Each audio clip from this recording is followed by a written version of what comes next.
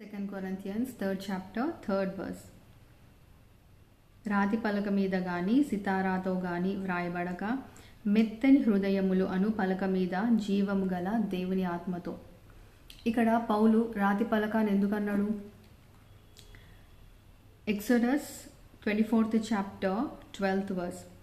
అప్పుడు యెహోవా మోషేతో ఇట్లా నేను నీవు కొండ ఎక్కి నా యొద్దకు వచ్చి అచట నుండుము, నీవు వారికి బోధించున్నట్లు నేను వ్రాసిన ఆజ్ఞలను ధర్మశాస్త్రమును రాతి పలకలను నీకిచ్చేదనగా.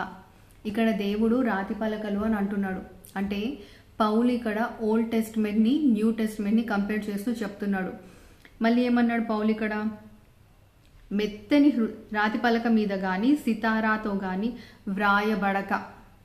మరి దేని మీద వ్రాయబడింది? మెత్తని హృదయములను పలక మీద. ఆ పలక మెత్తని హృదయం అని పలక మీద ఏం రాయబడింది? జీవం గల దేవుని ఆత్మతో. అంటే ఏంటి? పరిశుద్ధాత్మ నడిపింపు. ఇక్కడ పౌలు జీవము గల ఆత్మ అంటే ఏంటి? జీవము గల దేవుని ఆత్మ అని అన్నాడు. అంటే ఏంటి జీవం గల దేవుని ఆత్మ? మనలో ఉన్నటువంటి పరిశుద్ధాత్మ. పరిశుద్ధాత్మ యొక్క దేవుని గురించి మాట్లాడుతున్నాడు ఇక్కడ. వాక్యంలో మనం చూసినట్లయితే యాక్ట్స్ 1st and 2nd చాప్టర్స్లో చూసినట్లయితే దేవుడు అంటే యేసయ్య తన శిష్యులకి చెప్తాడు, పరిశుద్ధాత్మ మీ మీదకి వచ్చిన తర్వాత మీరు వెళ్ళి లోకానికి సువార్త ప్రకటించుడి అని. ఆ విధంగా వారి మీదకి పరిశుద్ధాత్మ వచ్చిన తర్వాత పెంతెకోస్తు దినమున తర్వాత వారు వెళ్ళి వాక్యాన్ని ప్రకటించిండ్రు. సో దేవుడు అప్పుడు వారితో ఉండి వాక్యాన్ని ప్రకటించినటువంటి దేవుడు ఈ దినం మనలో కూడా ఉన్నాడు. మనం కూడా పరిశుద్ధాత్మతో జీవించాలన్నది దేవుని యొక్క చిత్తము. చాలామంది పరిశుద్ధాత్మ గురించి బోధించారు, కానీ వాక్యంలో ఉన్న ప్రకారం పరిశుద్ధాత్మ నువ్వు ఎప్పుడైతే రక్షణ పొందుతావో అప్పుడే దేవుడు నీ లోపలికి వచ్చేసిండు. అంటే నీలో పరిశుద్ధాత్మ దేవుడు ఉన్నాడు. నువ్వు యేసు ప్రభు దేవుడు నీ నోటితో ఒప్పుకున్నప్పుడు పరిశుద్ధాత్మ దేవుడు నీలో ఉంటాడు. సో ఈ పరిశుద్ధాత్మ నడిపింపు ప్రతి ఒక్కరికి అవసరం. నీ అనుదిన జీవితంలో కూడా తప్పకుండా పరిశుద్ధాత్మ దేవుడు నీకు ప్రతి విషయంలో సహాయం చేస్తాడు. అందుకే మనము పరిశుద్ధాత్మ నడిపింపుతో జీవించాలి. దేవుడు మనతో ఎప్పటికప్పుడు మాట్లాడుతూనే ఉంటాడు, మనం వినాలి.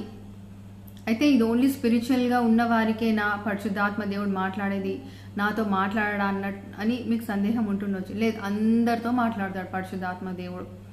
ఓన్లీ పాస్టర్స్, ఇవాంజలిస్ట్, ప్రాఫిట్స్తోనే కాదు, నీతో కూడా ఇప్పుడు వాక్యం వింటున్నా నీతో కూడా పరిశుద్ధాత్మ దేవుడు మాట్లాడుతుంటాడు. ఆల్రెడీ నీతో మాట్లాడుతుండొచ్చు. నువ్వు అది నా స్వరమే అనుకుంటున్నావేమో, లేకపోతే నా థాట్సే అనుకుంటున్నావేమో. నీకు అటువంటి థాట్ వచ్చినప్పుడు, ఏదన్నా పరిశుద్ధాత్మ దేవుడు నీకు చెప్తున్నప్పుడు అది నా థాట్ అని నీకు అనిపించినప్పుడు నువ్వు ఒకసారి దేవుడిని అడుగు, దేవా ఇది నువ్వు చెప్తున్నవా, నాకు నేనే అనుకుంటున్నానా, నా థాటా, నా మైండా అని అడుగు దేవుణ్ణి. తప్పకుండా దేవుడు హెల్ప్ చేస్తాడు. చాలాసార్లు నేను గమనించినాను, నేను ఈ యొక్క మెసేజ్కి ప్రిపేర్ అయిపోయిన తర్వాత మెసేజ్ చెప్తుంటే కూడా కొన్నిసార్లు నేను రాసుకుంది, నేను ప్రిపేర్ అయింది చెప్తాను, కొన్నిసార్లు నేను ప్రిపేర్ అవ్వంది కూడా చెప్తాను. తర్వాత అది నేను విన్న తర్వాతనో లేకపోతే నేను చెప్తుంటేనో నాకు అర్థమవుతుంటుంది పరిశుద్ధాత్మ దేవుడు నా ద్వారా మీతో మాట్లాడుతున్నాడు అని.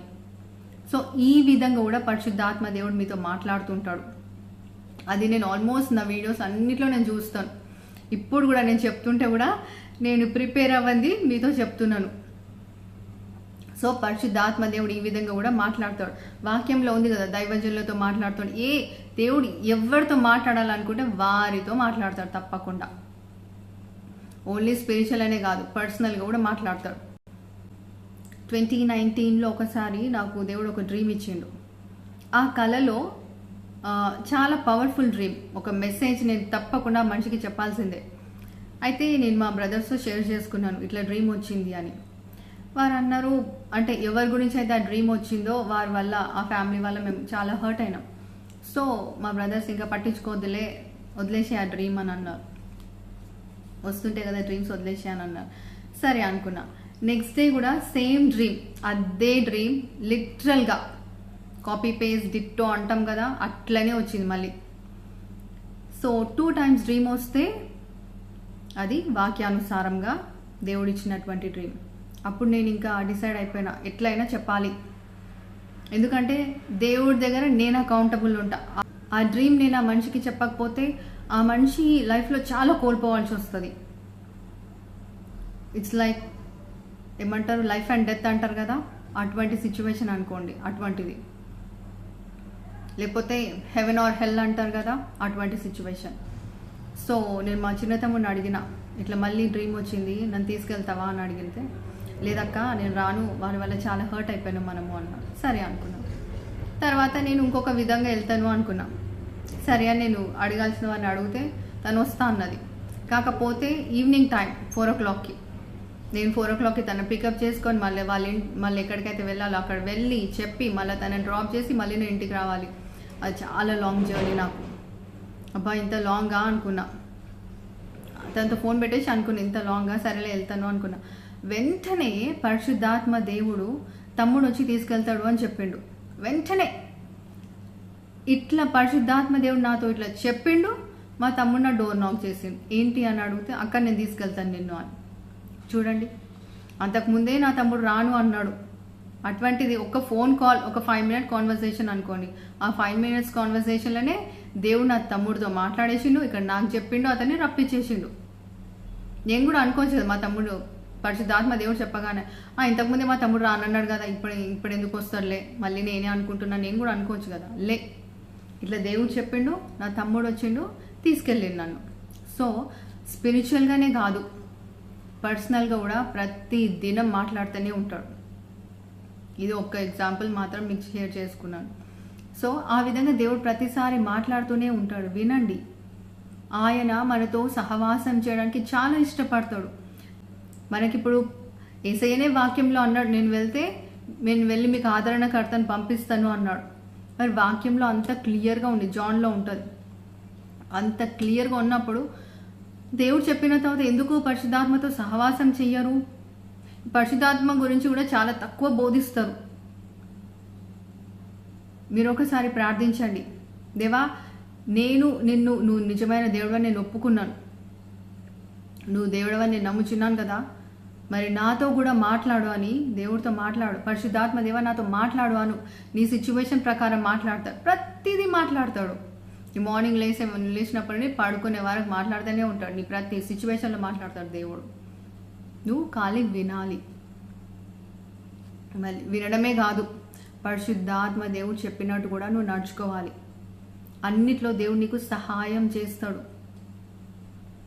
సో ఇప్పటివరకు నీకు పరిశుద్ధాత్మ అనుభవం లేకపోతే, అంటే పరిశుద్ధాత్మ దేవుడు మాట్లాడితే నేను వినలేను, ఇప్పటివరకు నేను వినలే అని నువ్వు అనుకుంటే కూడా ఈ రోజు నుండి ప్రేయర్ చేయి. దేవా ఇన్ని రోజులు నువ్వు నాతో మాట్లాడినొచ్చు, నేను వినలేదు, కానీ ఇప్పటి నుండి నేను మీ స్వరం వినే కృప నాకు ఇయ్యు